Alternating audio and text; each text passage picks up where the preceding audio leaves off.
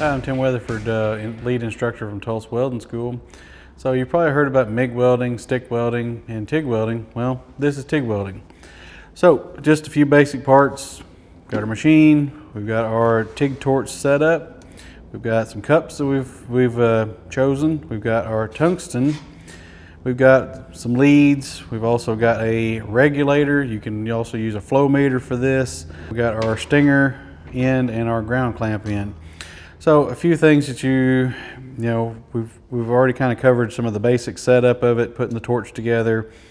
Other than that, remember, we make sure we put the polarity, or we change our polarity with this different from stick rod. We want electrode negative with this. So our stinger side is going to come from the negative side of our machine, hook up to our power block, and then we want our ground clamp side to come from our positive side to our workpiece. So a few things that people, whenever they think about TIG welding, they may have heard somebody say something about walking the cup. Well, how do you walk the cup? It's pretty straightforward, pretty simple. There's actually a couple different ways of doing it, as far as depending on what you're doing. So if I'm inside of a groove and we're walking the cup, we want to size the cup appropriately for whatever size groove we're using. Once you get a little bit more used to it, you may stick with one size in particular. But when you're first getting, you first get going, you may want a smaller cup that sits down inside the bevel. You may want a larger cup that sits out on the outside edges of the bevel. But whenever we're dealing with a bevel itself and we're walking the cup, we're setting the torch down into it. We want to make sure that we're always holding the torch in line with where we're welding. We don't want to be holding to the side, because a lot of times you'll be prone to like stepping out of the bevel. We want to make sure we keep that torch down into it. The body, the tungsten, everything is in line with where we're going.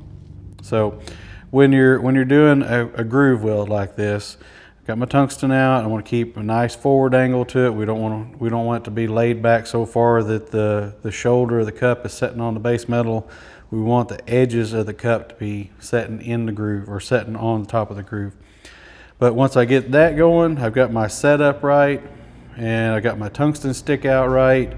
We're going to make sure that we're just giving a side-to-side motion. You don't want to push very hard with it. You want to just lightly set it in there. I always tell my students that I want to make sure light pressure. Act like you're sitting on top of an eggshell and you don't want to break it. So I set it on there lightly, and I can just side to side motion. Most of this movement is going to be in my wrist. It's not in your arm, it's not in your shoulder. There is a little bit of motion there, but the bulk of it comes from your wrist. So if you're just a slight side to side motion, and it walks right along, okay? Slides right along. Very slight bit of forward pressure, not much. Now, the other part of walking the cup is once you got your weld filled up, or you're walking on the outside of a piece of material, pipe, plate, a vessel, whatever you might be doing, it's a little bit different. You got to put a couple other motions into it. Some people say it's kind of like making a figure eight. Yes, I can see that. But what I'm making sure that I do whenever I'm walking the cup, I've got my torch on there. I've got it going in the direction that I'm trying to travel. I'm not setting it to the side, not trying to get any kind of weird angles to it. Straight into it. And what I'm going to do is I'm going to kind of let my wrist flex and a little bit of roll. I can break my wrist the other way, a little bit of roll. Break my wrist, a little bit of roll. And before you know it, you just take off and you're running with it. Okay? So it's more of just, you have to relax. Especially when people first start, trying to TIG weld, they're gripping it, they're really, putting a lot of force into it. A lot of things that are going to happen whenever you do that. For one, you're going to feel it in your wrist. Your arm's going to get tired, your wrist is going to get tired. You're not going to notice that you're going to have the range of motion that you need. A lot of times whenever you grind something, you have these little edges or little scratches, whatever, on that edge. If you're pushing so hard, that cup will set into that on that edge, or it'll grab that edge and lift it up outside of the bevel. We don't want to do that. We want to slide. So you see I'm just barely setting it in there, putting very little pressure on it. That's all it takes. And I'm just lightly sliding along. Something else, if you're welding along, you're welding on the outside, or you filled it up, you're putting your cap pass on, whatever, and you know, pipe's starting to get warmed up, plate's starting to get warmed up, you got a lot of silica starting to come to the top, and silica glass. So what'll happen is it works like having grease on it. You're going to be walking along, you're going to have that heat build up with that excess silica in there, and you're pushing way too hard, and the first thing it does is when you hit it, slide right off. Okay, so bad thing. Light pressure, even when you're on this outside, just walking back and forth. Remember, letting your wrist flex, a little bit of you've got a little bit of this, but a lot of this, side to side motion. Okay, it's like dancing. All right, just a little roll back and forth, let your wrist break. Because if you're just going side to side with it, I mean, you can do this all day long. You're gonna move about this far. It's gonna take you forever to get it anywhere. So a little bit of break, a little bit of roll, break and roll, break and roll. You can also get a little bit of elbow into it, whatever you need to do. They usually call that the chicken wing technique. But anyway. So that is kind of the basics on, you know, walking the cup. So we've talked about the cups already, different sizes or sizing appropriate for it. The tungsten, whenever we're deciding what size to use, what type to use, I mean, really the sky's the limit on that. Your most common types that you're probably going to find, easiest to find is going to be like 2% ceriated tungsten, 2% thoriated tungsten is probably your two most common ones. It's going to be easy to find. Probably the most cost-effective ones also. There's a few others that have like rare earth materials in it. Price goes up with it.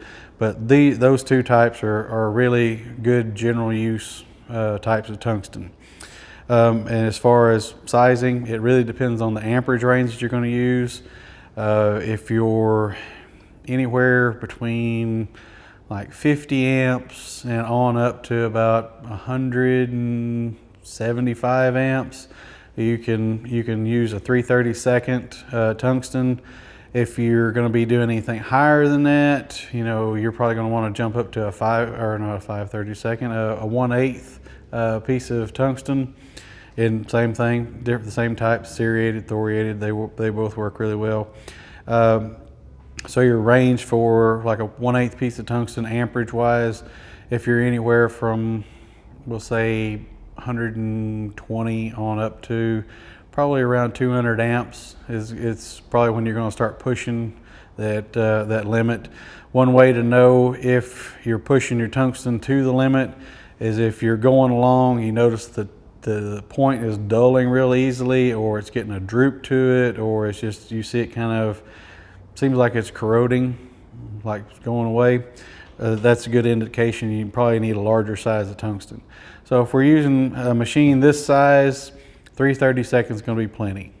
That's no issues there. 3/32 is going to be everything that this machine is going to want.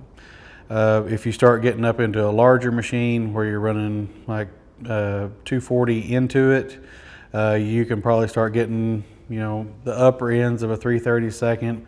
If you start getting some larger machines bigger than that, to where it's pushing like 300 amps, 500 amps, then, you know, your 3/32 on your lower end of it. But if you start pushing closer to that 200 amp mark, you're definitely going to want a larger piece of tungsten. But most general use, like a lot of industrial use, 3/32 a pretty good all-around size of tungsten for that. Other than that, covers just about everything with the TIG setup and getting going with it.